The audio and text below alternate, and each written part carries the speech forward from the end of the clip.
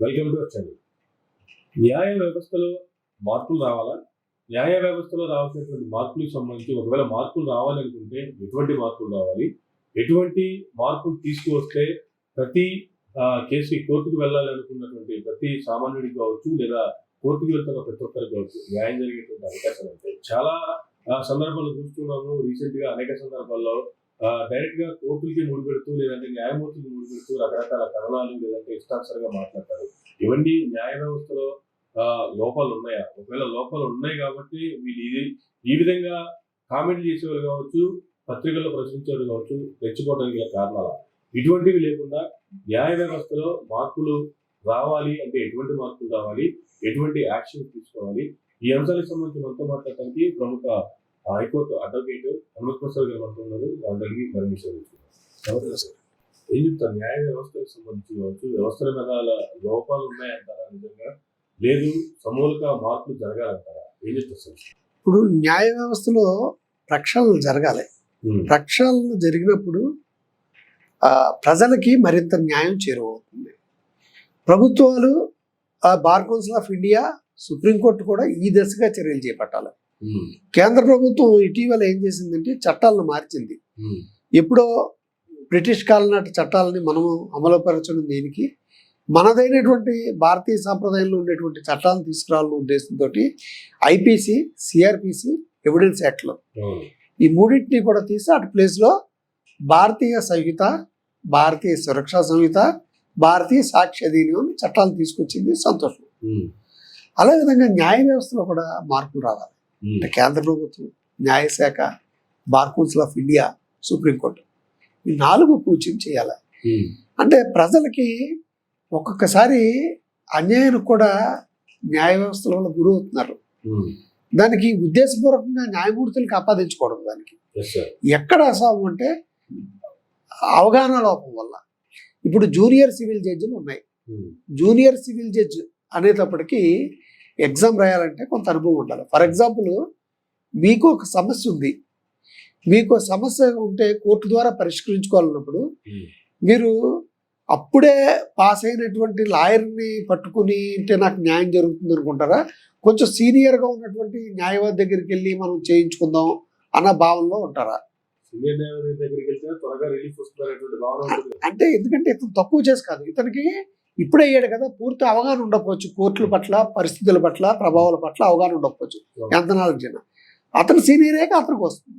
అంటే కొంచెం రెగ్యులర్గా ప్రాక్టీస్, అంటే ఒక ప్రొసీజర్ ఉంటుంది. ఆ ప్రొసీజర్కి అవగాహనకి మినిమం 3 సంవత్సరాల నుంచి 5 సంవత్సరాలు పడుతుంది ఏ న్యాయవాదికి. సో ఇక్కడ మన దౌర్భాగ్యం అనుకోండి, దురదృష్టం అనుకోండి, న్యాయ వ్యవస్థలో న్యాయమూర్తుల కింద ఎంపిక కావాలంటే జూనియర్ సివిల్ జడ్జిల కింద బిఎల్ పాస్ అవగానే కనీసం ఏ రకమైనటువంటి ప్రాక్టీస్ లేకుండా డైరెక్ట్గా బెంచ్ ఎక్కాడు, పరీక్ష రాయడం, పాస్ అవ్వడం, పరీక్ష గురించి చదువుతారు, పాస్ అవుతారు, జడ్జిలుగా వచ్చేస్తున్నారు. అంటే దానికి ఎగ్జామ్ ఉంటుందండి. బిఎల్ పాస్ అవగానే వాళ్ళు బార్లో ఎన్రోల్ అవుతారు. అడ్వకేట్ కింద ఎన్రోల్ అయ్యాడు, కనీసం 3 నెలలు, సంవత్సరం కూడా ప్రాక్టీస్ చేయలేదు. ఈలోపు నోటిఫికేషన్ పడింది జడ్జి పరీక్షలకి, వెంటనే అప్లై చేశాడు, రిటన్ టెస్ట్లో సెలెక్ట్ అయ్యాడు, పాస్ అయ్యాడు, డైరెక్ట్గా బెంచ్ మీద కూర్చోపెట్టాం. జడ్జి కింద, జూనియర్ సివిల్ జడ్జి కింద వస్తారు. వాళ్ళకి పూర్తి స్థాయి అవగాహన ఉండట్లేదు. చాలా చోట్ల లాయర్ల నుంచి వచ్చేటువంటి కంప్లైంట్లు, ప్రజల నుంచి వచ్చేటువంటి కంప్లైంట్లు, ప్రాక్టీస్ ఎలా చేయాలి, ప్రాక్టీస్లో ఉండే ఒడిదుడుకులు ఏంటి, లాయర్లు పడుతున్నటువంటి ఇబ్బందులు ఏంటి, వీటి పట్ల అవగాహన ఉండాలి. కనీసం మినిమం ప్రాక్టీస్ చేయకుండా డైరెక్ట్గా ఎక్కడం వల్ల ఏంటంటే అవతల కొంతమంది తెలివైన వాళ్ళు కొంత వినడానికి ప్రయత్నిస్తుంటారు. కొంతమంది అవగాహన లేని వాళ్ళు కంగారు పడి వాళ్ళు ఏం చెప్పాలనుకున్నారో చెప్పకుండా ఆ టైం డ్రాగన్ అయిపోతుంటుంది. సరైనటువంటి న్యాయం కూడా దొరకట్లేదు. దానికి కారణం న్యాయమూర్తుల్ని అక్కడ నిందించట్లేదు. ఎందుకంటే జూనియర్ సివిల్ జడ్జికి 30 లక్షల వరకు కోర్టులో కేసులు వేసుకునేటువంటి అవకాశం ఉంది. ఇప్పుడు జరిగేవన్నీ కూడా ఆ పరిధిలోనే కదా సివిల్ దావాలన్నీ కూడా. సీనియర్ సివిల్ కోర్టులు ఖాళీ అయిపోయి తక్కువగా ఉంటుంది. అంటే సీనియర్స్ అయ్యే కొద్దీ వర్క్ తగ్గింది సీనియర్ సివిల్ జడ్జి కోర్టులో. వీళ్ళకి ఇన్ని కోర్టులు ఉన్నప్పుడు పొద్దున్నుంచి మధ్యాహ్నం వరకు సాయంత్రం వరకు కోర్టులతో ఉంటారండి. ఇంటికి వెళ్ళి వాళ్ళకి చూసుకోవడానికి పని ఉండదు, టైం ఉండదు, భోజనం చేయడానికి కూడా టైం ఉండదు. వాళ్ళు అటువంటిప్పుడు ప్రిపేర్ అవ్వడానికి అవకాశం ఎలా ఉంటుంది? కోర్టు ఒక రూమ్ ఉంటుంది, ఆ రూములోనే అన్ని సదరాలు కట్టలన్నీను, ఏది ఎక్కడ ఉంటుందో తెలియదు, హరి బురిగా ఉంటుంది. ఇటువంటి పరిస్థితుల్లో కరెక్ట్ అయినటువంటి న్యాయం దొరుకుతుందా? కరెక్ట్గా లాయర్ చెప్పగలిగింది, ఒక సీనియర్ లాయర్ చెప్పగలిగింది వినే టైం ఉంటుందా? అందువల్ల ఏదో వాయిదా వేసేయడం, అలా వాయిదాలు వేసుకుంటూ పోవడం, లేకపోతే తెలియని ఆర్డర్స్ ఇవ్వడం, ఇలాంటివన్నీ జరుగుతున్నాయి. అందువల్ల మేము అనేది ఏంటంటే, ప్రత్యేకించి ఒక జూనియర్ సివిల్ జడ్జి కింద ఎలక్ట్ అవ్వాలంటే మినిమం 5 సంవత్సరాలు. ఇదివరకు 3 సంవత్సరాలు ఉండేదండి. 3 సంవత్సరాల అనుభవం గల వ్యక్తులు మాత్రమే జూనియర్ సివిల్ జడ్జి కింద అయ్యే అవకాశం ఉండేది. కానీ ఇప్పుడు అది తీశారు. కనీసం 5 సంవత్సరాలు మినిమం కానీ ప్రాక్టీస్ పెట్టినట్టయితే వాళ్ళకి సాధక బాధకాలు తెలిస్తే, సబ్జెక్ట్ మీద అవగాహన కలుగుతుంది, కరెక్ట్ తీర్పు ఇవ్వచ్చే అవకాశం ఉంటుంది. అంటే వాళ్ళు ఉద్దేశపూర్వకంగా ఏవారు కాదు, వాళ్ళకి అర్థం కాక అర్థమయ్యి వాళ్ళు ఏదో చేస్తుంటారు. దానివల్ల సఫర్ అయ్యేదంటే అడ్వకేట్ సఫర్ అవుతారు. అలా సఫర్ అయిన అడ్వకేట్స్ ఉన్నారు, ఏదో సర్దుకుపోతున్నారు. క్లయింట్లకు కూడా సరైన న్యాయం దొరికేటువంటి అవకాశం లేదు. ఎందుకంటే న్యాయ వ్యవస్థ అనేది ప్రజలతో ముడిపడి ఉంది, ప్రజల భద్రతతోటి, వాళ్ళ ఆస్తులతో ముడిపడి ఉంది. అందువల్ల జడ్జి అనేది ఖచ్చితమైన అనుభవం ఉండాలి. అనుభవం లేకుండా జడ్జి సీట్లో కూర్చోబెట్టడాన్ని మేము తీవ్రంగా వ్యతిరేకిస్తున్నాం. కనీసం ప్రభుత్వం దృష్టి సారించాలి. ఎందుకంటే ప్రజల తాలూకు ఏ వ్యవస్థ తాలూకైనా అల్టిమేట్ గోల్ ఏంటి? ప్రజలకు న్యాయం దక్కడం. అన్ని ఫెయిల్ అయ్యకే కదండి కోర్టు జోలికి వస్తుంది. ఇప్పుడు అక్కడ జడ్జికి తెలియని పరిస్థితులు ఏదో జడ్జిమెంట్ రావడం జరిగింది అనుకోండి, వాళ్ళు ఏమనుకుంటారు, లాయర్ని నిందిస్తారు, మా లాయర్ గారు సరిగా చేయలేదు. అక్కడ వాళ్ళకి అవగాహన ఉండట్లేదు. ఓన్లీ జూనియర్ సివిల్ జడ్జి పాత్ర గురించి చెప్తున్నాను ఇక్కడ. అంటే జూనియర్ సివిల్ జడ్జిలో సీనియర్ల గురించి కాదు, అనుభవం ఉన్న వాళ్ళ గురించి కాదు, అప్పటికప్పుడే బెంచ్ ఎక్కిన వాళ్ళ గురించి. అందువల్ల మినిమం అనుభవం పెడితే చక్కటి రిజల్ట్స్ వచ్చేటువంటి అవకాశం ఉంది. కనుక ప్రభుత్వం వాళ్ళు దీని దృష్టి సారించి, ప్రత్యేకించి బార్ కౌన్సిల్ ఆఫ్ ఇండియా, ప్రత్యేకించి సుప్రీంకోర్టు దీని మీద దృష్టి సారిస్తే మంచి ఫలితాలను మెరుగుపరుస్తూ న్యాయ వ్యవస్థ పట్ల ప్రజల్లో నమ్మకం ఉంటుంది. ఈ ప్రాబ్లం ఓన్లీ జూనియర్ సివిల్ కోర్టులలో మాత్రమే ప్రాబ్లమా, లేదంటే మిగతా కోర్టులో కూడా ఎలాంటి ప్రాబ్లమ్స్ ఉన్నాయంటారా? మిగతా కోర్టులో ఒక సీనియర్ అవగాహన వచ్చినటువంటి వ్యక్తికి అంత ఇది ఉంటుందండి, కరెక్ట్గా వినే అవకాశం ఉంటుంది. దాన్ని ఎలా డీల్ చేయాలో తెలుసు, ఈ అడ్వకేట్ యొక్క పరిస్థితులు తెలుసు. అంటే ఆయన కూడా అడ్వకేట్ నుంచి వచ్చాడు కదా. ఒక న్యాయవాదిగా చేసి ప్రాక్టీస్ చేసి ఆ తర్వాత ఎగ్జామ్ రాసి ఆ తర్వాత జడ్జి అయిన వాళ్ళ పరిస్థితి వేరే విధంగా ఉంటుంది. అసలు ఏ రకమైన ప్రాక్టీస్ లేకుండా జడ్జిగా కూర్చుంటే వాళ్ళ పరిస్థితి వేరే రకం ఉంటుంది. వాళ్ళ వల్ల కొంత తలనొప్పులు ఉంటాయి. ఇటు న్యాయవాదులకు ఉంటుంది, అటు క్లయింట్లకు కూడా ఉంటుంది. వాళ్ళ గురించి మాట్లాడతాం. అదే జూనియర్ సివిల్ జడ్జిలో వాళ్ళకి 5-6 సంవత్సరాల ఎక్స్పీరియన్స్ వచ్చింది అనుకోండి, వాళ్ళు కరెక్ట్గా డెసిషన్స్ ఉంటాయి.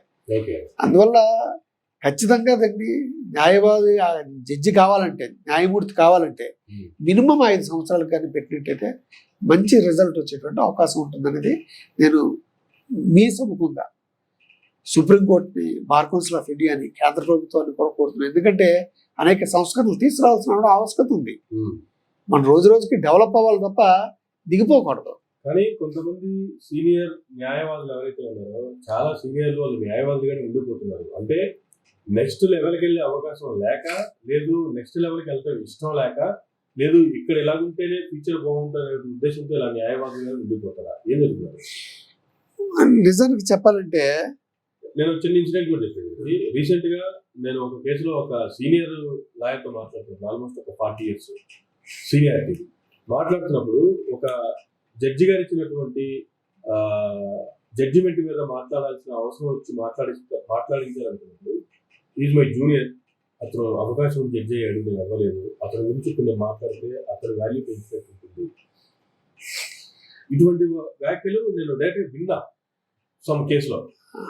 ఇప్పుడు ఇటువంటి పరిస్థితులు ఎందుకు ఉన్నాయంటారు? జనరల్గా అంటే ఆయన ఏ కారణం చేసి చెప్పుకుంటాడో దాని గురించి కామెంట్ చేయడం ఇది కాదు. కానీ దాని గురించి కామెంట్ ఎందుకంటే జనరల్గా ఫుల్ ఫ్లెడ్జ్డ్గా ప్రాక్టీస్లోకి ఉండిపోయారు అనుకోండి, వాళ్ళకి ఫుల్ ఫ్లెడ్జ్డ్ ప్రాక్టీస్తో ఉండిపోయేటప్పుడు వాళ్ళకి ఇంకా బయటికి వెళ్ళే ఛాన్స్ ఉండదు, ఓకే ఇక్కడే బాగుంటుంది అన్ని రకాలుగా. అంటే కొంతమందికి ప్యాషనెట్ ఉంటుంది, నేను జడ్జి అవ్వాలి ఇది అవ్వాలని, వాళ్ళు కష్టపడి చదువుతుంటారు. కష్టపడి చదువుకుని ఇక్కడ ప్రాక్టీస్లో మెలకువలు కూడా తెలుసుకుని, ప్రాక్టీస్ ఎందుకంటున్నా అంటే ప్రాక్టీస్లో కొన్ని మెలకువలు ఉంటాయి. అంతే కదా. ఏ పిటిషన్ ఏ రకంగా వెళ్ళాలి, ఏ రకంగా మనం సబ్మిషన్ చేయాలి, ఏ రకంగా ఆర్గ్యుమెంట్ చేయాలి, ముందు ప్రేయర్ ఇవన్నీ ఉండేటప్పటికీ అవుతూ ఉంటారు కొంతమంది. ఇక్కడ ఏజ్ లిమిట్ కూడా ఉంటుంది. ఆ ఏజ్ లిమిట్ దాటిపోయాక ఒక 40 సంవత్సరాలు వచ్చాక మీరు అన్నారు సీనియర్ అని. ఇప్పుడు నేను జడ్జి పోస్ట్కి వెళ్దాం అనుకున్నా కూడా ఇప్పుడు నాకు ఏజ్ లేదు. నేను 2005లో అటెంప్ట్ చేసి జూనియర్ సివిల్ జడ్జి కింద సెలెక్ట్ అయ్యాను. బట్ ఏంటంటే ఇంటర్వ్యూలో సెలెక్ట్ కాలేకపోయాను. ఆ కారణం చేతి ఇప్పుడు వెళ్దాం అనుకున్నా ఏజ్ లేదు. ప్రతిదానికి ఒక ఏజ్ ఉంటుంది కదా, అందువల్ల సీనియారిటీ పెరిగేటప్పుడు అతను గమ్ముని టర్న్ అవ్వడం. ఏజ్ ఒకటి ముందుగానే ఫస్ట్ ఊపు అందుకున్నాడు అనుకోండి, ఒకసారి ఆ తాతల తండ్రుల దగ్గర నుంచి ఆటల దగ్గర నుంచి ప్రాక్టీస్ ఉండి, లేకపోతే పొలిటికల్గా బ్యాక్గ్రౌండ్ ఉండి, లేకపోతే ఇంకో రకంగా బ్యాక్గ్రౌండ్ ఉండి, పొలిటికల్గా బ్యాక్గ్రౌండ్ అంటే కేసులు డబ్బు వస్తుంటాయి. 24 గంటలు బిజీగా ఉండే వ్యక్తికి ఇప్పుడు దాని మీద కాన్సన్ట్రేట్ చేసేటువంటి అవకాశం ఉండదు ప్రాక్టీస్ బాగున్నప్పుడు. కొంతమంది నేను మొదటి నుంచి ఫిక్స్ అయిపోయి ఉంటారు మెంటల్గా, నేను జడ్జి పోస్ట్ అవ్వాలి, దాని మీద కష్టపడి చదువుతారు, జూనియర్ దగ్గరికి వెళ్తారు, ప్రాక్టీస్ చేస్తారు, వాళ్ళు చదువుకుంటారు, అవుతారు. అంతే తప్ప సీనియర్లుగా ఉండిపోవడానికి అవకాశం ఏంటంటే సీనియర్కి గమ్మున వెళ్ళే అవకాశం ఏమి లేదు. ఫైనల్లీ మీరు అన్నటువంటి సమూల మార్పులు జరగాలి అంటే ఏం చేస్తే ఇప్పుడు ముగ్గురు కూడా కూర్చోవాలండి. బార్ కౌన్సిల్ ఆఫ్ ఇండియా నుంచి రిప్రజెంటేషన్ వెళ్ళాలి, సుప్రీంకోర్టు నుంచి ఇది రావాలి. ఇప్పుడు కోర్టులు తనంతట తానుగా ఏమి నిర్ణయం తీసుకోలేవు. ఇప్పుడు ఎవడైనా కేసు వేస్తేనే దాని గురించి చర్చిస్తే తప్ప కోర్టు తనంతట తానుగా తీసుకునేది ఏమి లేదు. కేంద్ర ప్రభుత్వం సంకల్పించాలి, అంటే ఇలాంటి మార్పులు తీసుకురావాలా. మార్పులు తీసుకురావాలన్నప్పుడు దాన్ని మళ్ళీ పార్లమెంట్లో చట్టం ఇవన్నీ మామూలుగా బార్ కౌన్సిల్ ఆఫ్ ఇండియా నుంచి ఇది ఓ ప్రొసీజర్, ఆ ప్రొసీజర్ ప్రకారం వెళ్తే న్యాయం జరుగుతుంది. అంటే ఒత్తిడి తేవాలి ప్రభుత్వాల మీద. న్యాయ సంస్థలు న్యాయవాదులు కూడా దీనివల్ల జరుగుతున్నటువంటి అవకతవక అంటే అక్కడ ఏంటంటే అవగాహన లోపం.